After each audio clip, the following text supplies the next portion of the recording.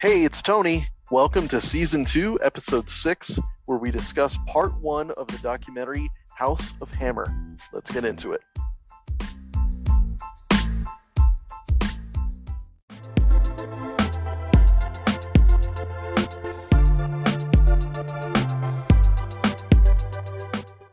Dear listeners, just when you thought that it couldn't get any worse, it's about to get funnier. Sincerely, Tactless.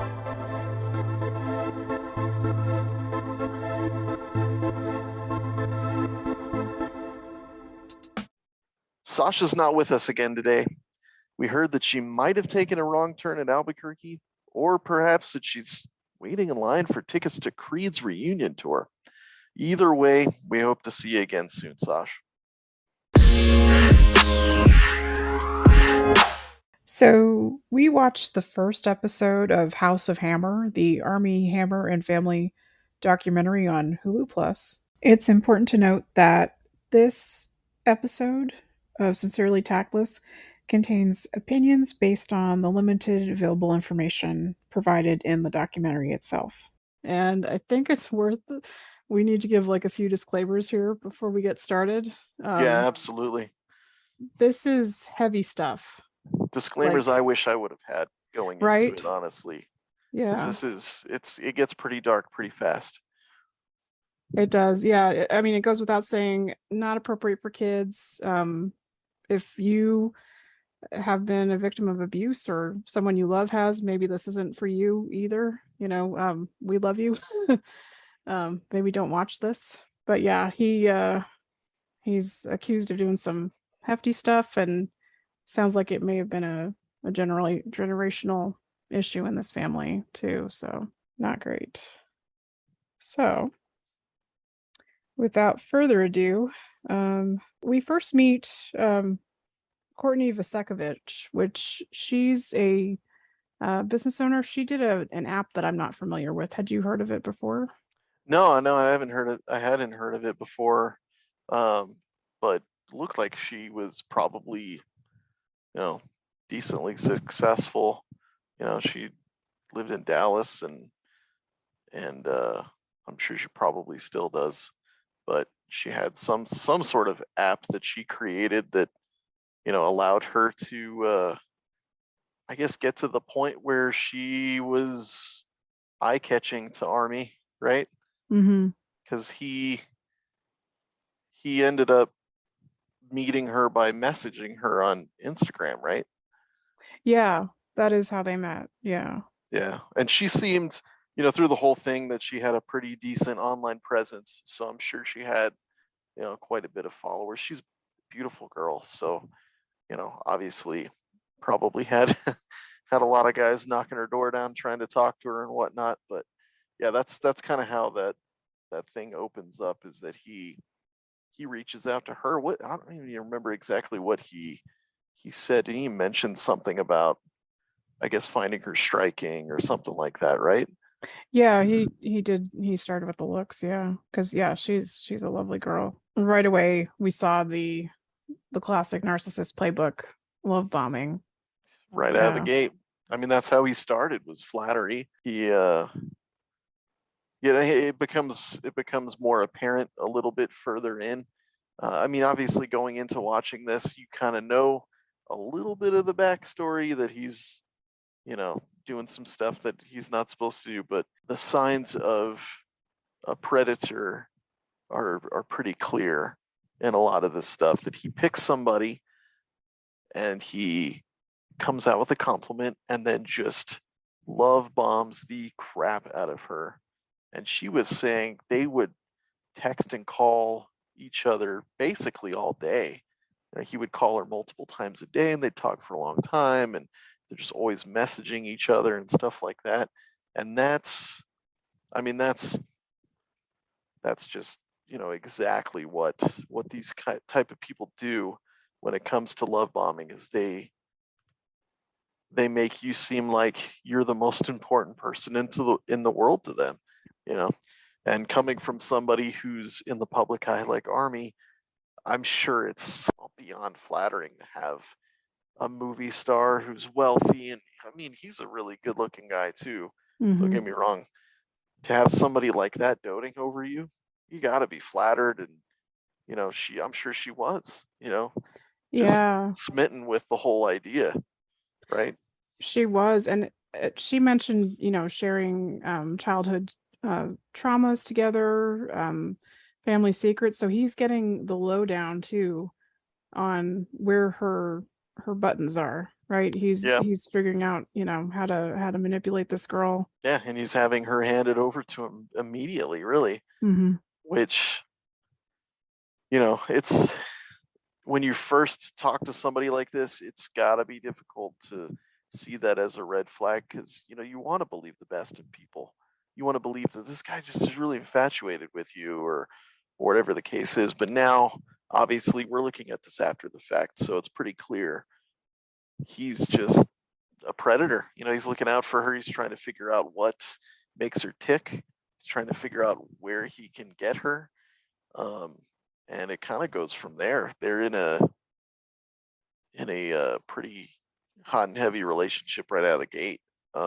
Yeah, They spend a considerable amount of time together right away, right? they do. Well, and to preface this, at one point she's out of town. Do you remember this? He is driving through Dallas and he goes to her apartment building and is Yeah, sending her pictures incrementally from in front of her building. And you and I, we watched this together. So we were both like, oh my gosh, anybody freaking did this to us, that wasn't famous. We tell him, yeah, bye, I'm calling the police. But yeah. because of who he is, you know, he got away with it.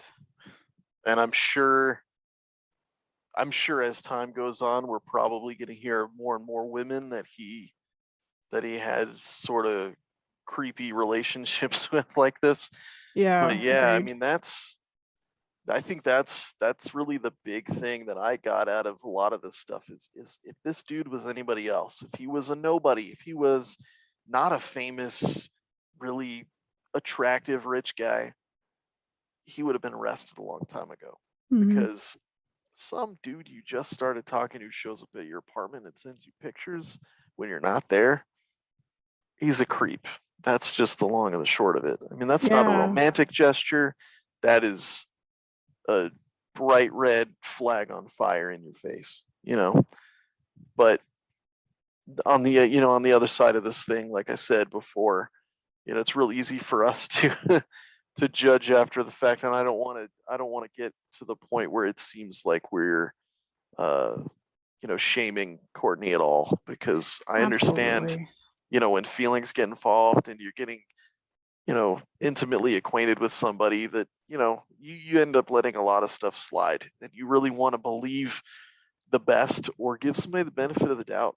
So moving on from that that incident, I just wanted to make that clear, because I don't, having been in a terrible relationship myself for years, I totally understand that it sucks you in like that, and it happens to the best of us. It does, yeah. And yeah, anything we say is not is not to yeah, not to shame anybody or, I think this is something we can all learn from, essentially, right? We Absolutely. maybe see the signs a little bit and earlier. and that's why we wanted to pick this topic, that it's something that's unfolding right in front of our faces, and something that so many people can learn from when it comes to meeting somebody, having initial contact, whether you meet them on a dating app or they just do what this guy did and just throw you a DM. It's good to be cautious right off the bat and read these things, and hopefully we can give you guys some tools to navigate that a little bit easier and shut something down that might be really terrible for you. If we can help somebody, escape something like this, then my work is done. I'm happy Yeah. with that. So that's really the idea behind this too. I mean, this guy is a creep on the top level of creepdom, but we'll get there soon enough Right. too. Yeah. Yeah. So yeah, we Yeah. we went Oof. from them first starting talking. He's sending her pictures when she's out of town of her own apartment, saying he's going to go in or whatever. Leaves But her then that that message. that Yeah. he signs this really explicit message. And that's Yeah. what, isn't that, so she tells her friends about him, but she omits this particular thing. So kind of deep down, maybe she's sensing at this point that, yeah, maybe it's not right, but I'm still going to go ahead with it. I mean, we've all been there, right? You're like, Yeah. "Hey, it's kind of a red flag, but, maybe they were having an off day or something." And she even says, maybe, I thought he meant something figurative from what he said. Hmm. Because he said something about biting her. Yeah. We'll just leave it as far as that goes because it's pretty explicit. But, Yeah. she thought that he was talking metaphorically, like, hey, I just want to, you know, experience being with you or whatever the case is. But, as time goes by, she's kind of like you said, she's not telling her friends about that part because yeah, I'm sure it does kind of, give you that little feeling like this isn't quite right. I could try to explain it away, but it feels weird, Hmm. but nonetheless, they keep talking and they decide that they need to meet each other, which I kind of get. Like, if you're invested, you want to meet somebody and you want to see if you have this chemistry in person compared to just, chatting and talking on the phone and stuff. So that's Yeah. where another weird thing pops up though. Because what is his suggestion when they meet each other? So yeah, the plan is she's going to head out to California to be with him and to go out to the desert for 3 weeks. So that's yeah, that, and it, like you said earlier, like in hindsight, this is like serial killer talk, like Yeah, one of us is not coming back from this trip kind of a thing. So I felt so bad for her too, because she even said she wasn't really the type to have dropped everything like this for a guy, and she did it for him. They showed us a lot of screenshots of his more explicit, more creepy messages, but I'm sure there was something in there. There were enough good messages in there that she felt like maybe he had her trust, or was trustworthy rather. yeah, and that's the other thing is, someone who's predatory like that will give you a lot of good stuff and then Hmm. they'll interject these messages to try to like push the envelope a little bit at a time, and they want to see what your comfort zone is, what you're willing to agree to, what you're going to be like, oh hell no, this isn't going to work. She seemed like a sweet girl and he's a attractive, I'm sure very charming guy, Hmm. especially when you start talking to him. So she probably thought, this is a nice guy, I'm just going to go with the flow and see what happens, which is a really easy thing to talk yourself into. But again, if any other guy messaged you and said, all right, for our first meeting, we're going to go out to the desert to spend some time together for a little while, you'd be like, this is a horror movie in the making. You don't just go out to the desert with somebody to hang out that you just met, you know? Right, But yeah, and for 3 weeks, and this is the first that they've spent time, yeah, in person. But yeah, yeah, like you said, I mean, he's a hot guy. I don't know that I wouldn't have done the same thing at this point. You know what I mean? Like, honestly. yeah. I mean, how many opportunities do people have to date or even just spend time with a really attractive, well-off celebrity? you know, Yeah, it true. probably seems like a fairy tale in a way.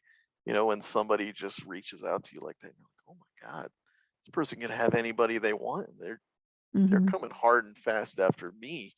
Like, wow, this feels pretty good. you know. Agreed. Yeah. Yeah, it would be so attractive and so flattering. Yeah, it's hard to fathom. So yeah, they end up spending 3 weeks. I guess she said he had a friend who's like renovating a motel Hmm. somewhere. I don't remember exactly where it was, but I guess that's where they were spending their time. Yeah, they were Um, at the motel hanging out, having romantic dinners, and that they drove by that restaurant or whatever, and I was like, "Oh, that's Very rustic. Yeah. Everything was outside. Oh my. I can't imagine, just putting myself in her shoes for a minute too, after everything that, at this point, after everything is said and done, Mhm. going back to those locations and seeing them again would Oh, be pretty difficult for me. agreed. I gotta hand it to her that I'm sure she had the opportunity to refuse doing that, and she did it anyway. And I gotta say, you'll see multiple times too throughout her interview and what she says and does that she makes the decision to boldly stand up and say something to put a stop to this, which She is does, very yeah. commendable, you know. Absolutely. Absolutely. Yeah, you could see in the beginning of the video, I don't know if you remember, but they're setting up the camera and all that stuff, and she's kind of like looks like she's trying to psych herself up, Oh yeah. for this, because I'm talking about it is got to be the worst thing. And then, Oh like you said, going back to the scene of the crime. yeah, seeing all that, pulling up the texts, because I'm sure there's a lot of pre-production that goes on with this stuff. She had to give them her, any social media posts, pictures, texts, all that stuff for other people to look through. And it's like you're cutting that wound back open. Hmm. So, you know, just for her, and there's other women involved too who do similar things for this documentary, and I can't imagine how difficult that is. It's it's a big deal, and it doesn't go unnoticed on my side of things or on yours, I'm sure. But Absolutely not. I just Yeah. thought that's something to mention too. Just um, if you do get involved in a relationship like this and you speak out, you know, don't don't take that lightly. Don't feel like, oh, I said something, but I kind of feel bad that I said something, or even just like diminish it a little bit, like, oh well, I didn't do anything else. Like that's a huge step, especially in something like this, because the dude was like uber controlling. She said during those 3 weeks they were, attached at the hip essentially. Hmm. They were always together. He was always touching her, which, yeah, I mean, you could take that as a sign of affection, but I think he just saw it as a sign of, I possess you. Like I'm gonna dominate you and I own you. So Yeah, she, that's the thing. Yeah, she not to get too graphic, but he's very interested in bondage yeah, stuff, and not doesn't sound like a very consensual version, unfortunately. So he at one point he even took her to a Tractor Supply to search for rope. I mean, this is to give a better picture of how he's trying to slowly push the boundaries, slowly get into this, and she put the kibosh on that, but apparently at one point he did do something that was totally not okay with her, and she can't even talk about it. So yeah, yeah. yeah. That's another thing to mention too. That e- everybody has their own thing. I get it. Like if you're into bondage, if you're into whatever you're into, if you're two consenting adults and you get into whatever you want to get into, that's one thing. You know, she said that she was uncomfortable to start with. She kind of hinted to him that she was uncomfortable, and then apparently there was something must have been awful. It almost looked like she broke down during the interview. She didn't want to talk about what it was at all. Yeah, not at all. Um, And yeah, she says she goes home after that and cries in the shower yeah, because she's just so done. And of course, Mr. Love Bomb decides that's when she needs to meet his mom, throwing her a bone, yeah. She said it even was though. like a couple days after that incident, right? Yeah. So yeah, she ends up meeting his mom. She said it was kind of a blur. I'm sure it was. If you endure whatever she endured, I'm sure it was very abusive and demeaning. Just you know, just taking from what we know about what this guy's habits are. She did end up breaking things off with him, though. She Hmm. said that she told him she couldn't do it. She's going to break things off, but he wouldn't let it stay, right? Yeah, He wouldn't take no tried to for an get her answer. back. Yeah. And in this meantime, it's pretty crazy, poor thing. She states that they never talked about being exclusive, but he's being photographed with other people around this time. Pretty, intimate photos, arms around each other and stuff. And of course, then she takes him back, him and that his darn scooter. Yeah, that was a another creepy moment, I think. She was with one of her friends after she broke up with him Mm-hmm. in California. And I guess he had location tracking on her phone, which creepy. But he just showed up where they were and said obviously all probably all the right stuff. Oh, I can't be without you and I'll do anything and all that kind of stuff when someone like this sees something slipping through their fingers that they don't want to go away. Um, Yeah. and you know, it's another one of those things where you can see it as a romantic gesture. This is just somebody who just wants me so badly that they can't live without me. But Yeah. it actually, to me, harkened back to our our talk about gaslight Mm-hmm. and when um and this is just I guess just a little aside, but the main character in Gaslight was starting a relationship with a guy and it was pretty hot and heavy from the beginning, and she decides she wants to take some time away from him. It wasn't even a breakup. She was just gonna go, out to the country for a little bit and just, kind of get away from everything and have a little getaway vacation type deal. She takes a train and finds out he follows her to where she was going and does the same thing. Oh, I can't be without you. Basically, shutting down any introspective moments that she might have where she would say, "This doesn't feel quite right." So I'm sure this is what Army was doing too. He didn't want to put enough time and space between her breaking up with him for her to make it a permanent thing in her mind.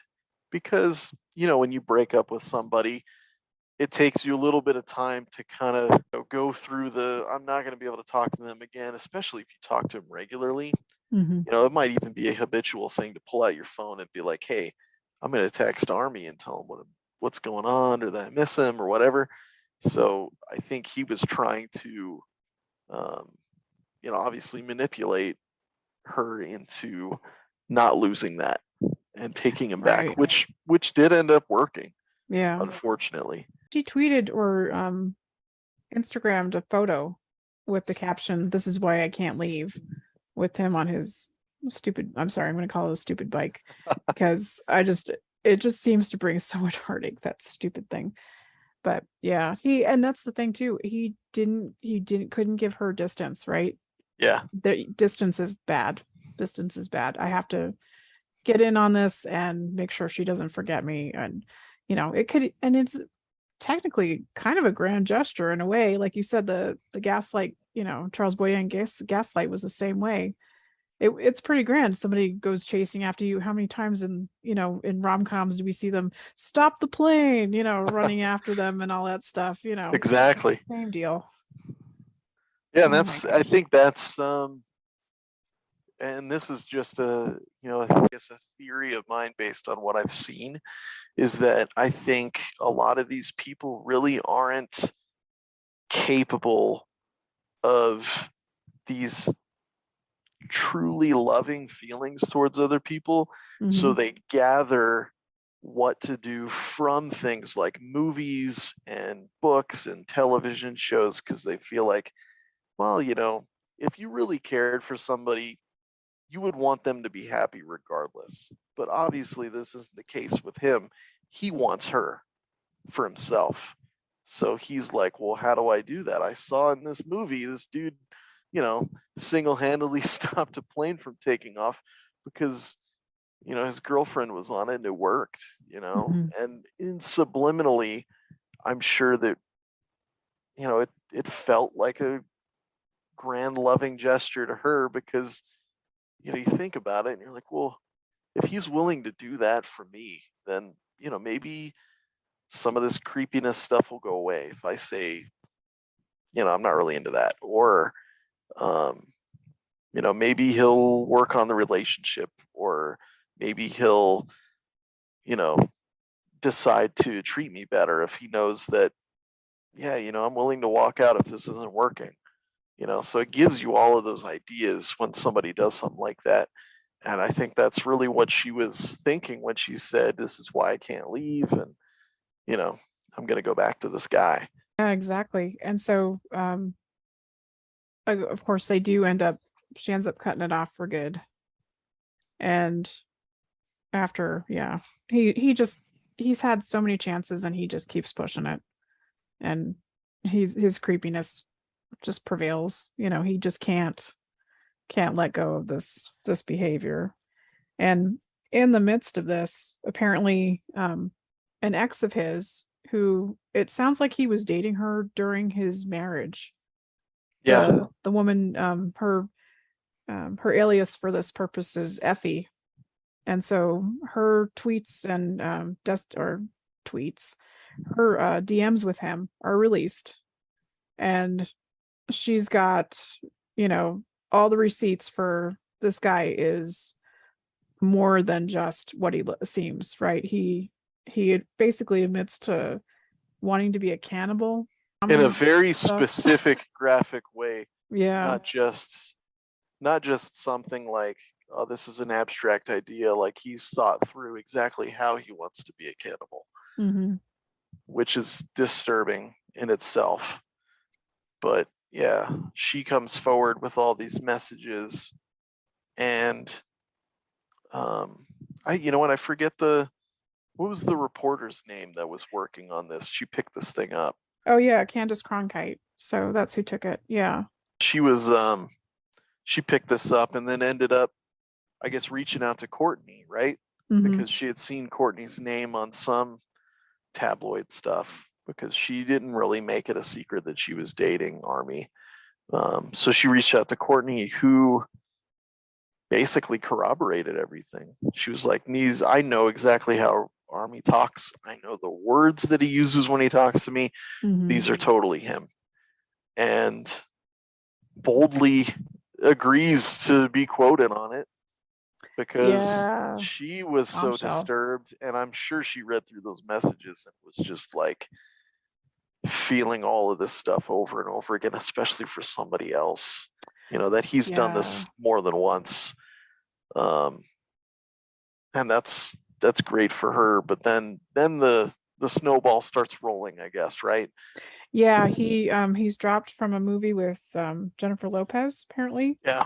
And then Effie comes forward. She's got Gloria Allred, the fabulously famous Gloria Allred, representing her. And I guess, oh, we did see Effie herself too. That That's she made right. a Yeah. statement. She does make a video that she posts where she's explaining what happened and kind of going into a little more detail. Obviously, very emotional for her. Mhm. You know, anytime you're abused at that level, it's just not something that you can shake off. I'm sure she's going to have to go through quite a bit of therapy to work through that in her own mind. But yeah, she comes out and explains what's going on. Yeah, uses the R word. She does accuse him directly of rape, Yeah. and that spurs the LAPD to finally take this on. Yeah. And as of this recording, LAPD is still actually investigating this. So this is like 2 years in. Yeah, which doesn't make sense to me, to be completely honest with you. You know, if you have this type of evidence of his messages and all of this stuff, it really it really hurts the victims so much Mm-hmm. to have all of this evidence, all of these messages, videos, whatever else they have, and to be essentially told by law enforcement, like, yeah, we'll look into it, but we're not going to do anything right now. Like that's a rough position to be in. But It at is. least they are investigating. I don't know, obviously, the depth or the breadth of this investigation, Hmm. so we can't really say what's going on. But apparently, they Yeah. are doing something, which is better than blowing it off for sure. So, Yeah, and apparently during this time, which may have stalled the investigation now that I'm thinking about it a little bit, he went into some kind of rehab program. yeah, And he's since picked up Andrew Bretler as his lawyer. And this is actually the same guy that's he stood up with Danny Masterson, Chris Noth, Prince Andrew, and more recently Tiffany Haddish, who's been accused of abusing a child, yeah, grooming. So lawyer to the creepy stars. yeah, You know, he's known for defense against obviously high profile people accused of molestation and rape and all sorts of nasty stuff. So, that's where his money comes in though, right? hmm, He can afford that. pretty But much, yeah. I think the near the end of this first episode, I think the big kicker is the his aunt's book, Hmm. right? Which comes to light kind of later on. It's put together by um, a girl that has a social media page that was following all of this, right? Correct. His aunt's name is Casey Hammer, and they were trying to discover if there was some connection between the two because she's kind of the black sheep of the family, I think, at this point. Yeah. But yeah, it turns out it might not just be Army in this family that's got a problem and doesn't treat women well. Yeah. Apparently, from obviously, this is just a synopsis from what we've seen. I have yet to read the book, although I probably will, just Hmm. because um, it's obviously relevant to all this stuff, but I haven't got my hands on it as of yet. But apparently, this goes back to through, I should say, Army's father, his grandfather. This is a pattern of just I should just call it what it is. It's just evil abuse by these guys. Agreed. I mean, they're taking advantage of multiple women over the years and just doing some heinous, disgusting stuff. Which, like I said, I'll end up reading this at some point. We still have a couple episodes to go through this documentary as it is too, and we'll report back on that stuff. But that is scary when you think about it. Army's family is very wealthy, very influential, Hmm. and to have people such as that doing these types of things in the shadows and the dark is really disturbing. And really just thank God this is coming to light. These women are being willing to put themselves out there to speak about what happens to them, which is, like I said before, I mean, that's got to be painful as all hell. Right? Yeah, Um, the scope, yeah, the scope of abuse, I mean, this is, as we discussed before, I mean, this is like the tip top of abuse yeah, as far as it goes. He I mean, no holds yeah, barred, you not know. at all. Yeah. This dude is essentially just pleased with himself for taking advantage of women, raping women, talking about killing them, eating them. I mean, this is the most sadistic serial killer shit. And the dude is still out there, Hmm. which is crazy to me. He's who knows how many women he's done this to or been involved in any capacity for however many years. But good lord, who would have thought too that this guy who is a good looking actor, he's Right. in Yeah. at least a few movies that we've seen and heard of, he's out Hmm. there and he has this total Jekyll and Hyde style double life thing going on where he's essentially looking like one of these one of these creep serial killers that you see, on all these Netflix documentaries and stuff. Agreed. Yeah, it's all It's that on par with all of them. it's really, really disgusting. And the fact that it's such a compulsion for him that he was willing to risk having receipts for it. Yeah, All the evidence, all the DMs, all the voice he sent that one girl voice messages that yeah. were extremely explicit. And Sent written messages that he yeah, signed his autograph on. yeah. I mean, Like, this is the compulsion that's for bold. this behavior. Yeah. It's disgusting. It really is. I mean, I'm sure as time goes on, we'll uncover more terrible stuff. But just based on this first episode, this dude is sick, man. I mean, he's genuinely mentally ill. Yes. That's all there is to it. Yes. Now, and you wonder, is there coming back from this for him? Because he did go to rehab, but would that have been enough? I doubt it. On my Yeah, personal opinion. he went for 9 months, something Yeah. like that.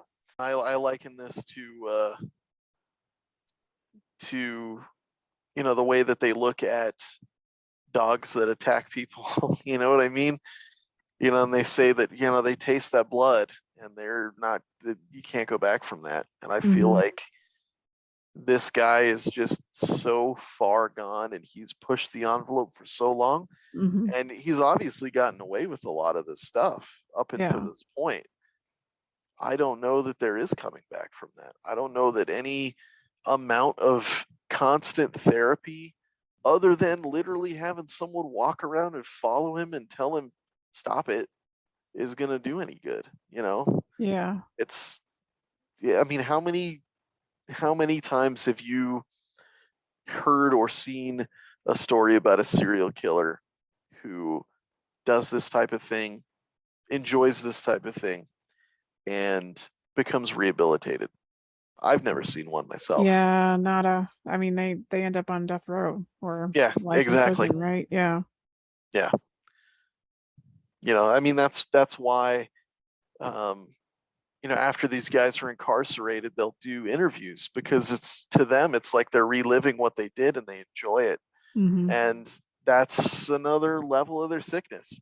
If you let them out, they'd probably do the same thing again, because they have good association with what they did, even though obviously they're in jail and they're serving their time for it. I don't think there's regret there.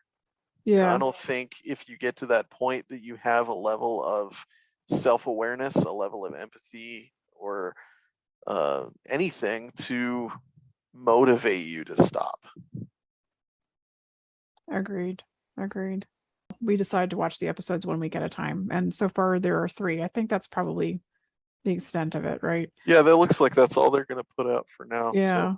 So we'll check back with episode 2, because it, like we said, well, you've probably heard it already. I mean, it's just heavy stuff. So we'll break it up into 3 parts and release our stuff, and maybe you can listen to us instead of actually watching the documentary, because it is incredibly disturbing. Yeah, and we'll give you the almost the Cliff's Notes cleaned up version a little bit, because it's dude is ultra sick. And not to mention too, as time goes on and we're watching these, this is unfolding in real time for everyone. So if there's new developments, if something happens, we'll obviously include that in our podcasts to come.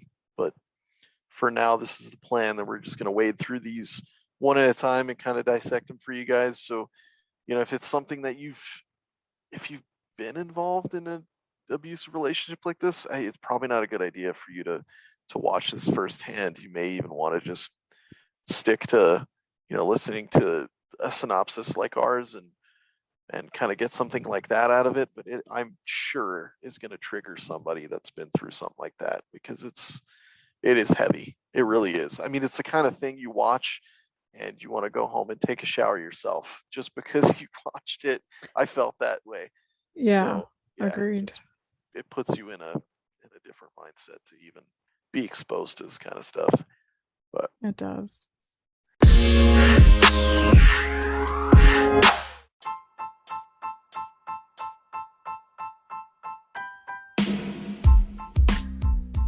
Thanks for riding with us on this crazy train and not losing your lunch. Until next time, stay safe, friends. By the way, if you or someone you love is experiencing intimate partner abuse, help is available. The National Domestic Hotline is available 24/7 at 800-799-SAFE. That's 800-799-7233 or thehotline.org. Don't be afraid to reach out to someone if you need help. Oof. Yeah. We did it. We made it through. We got episode 1 down. We're going to Oh go on to the next one. gosh.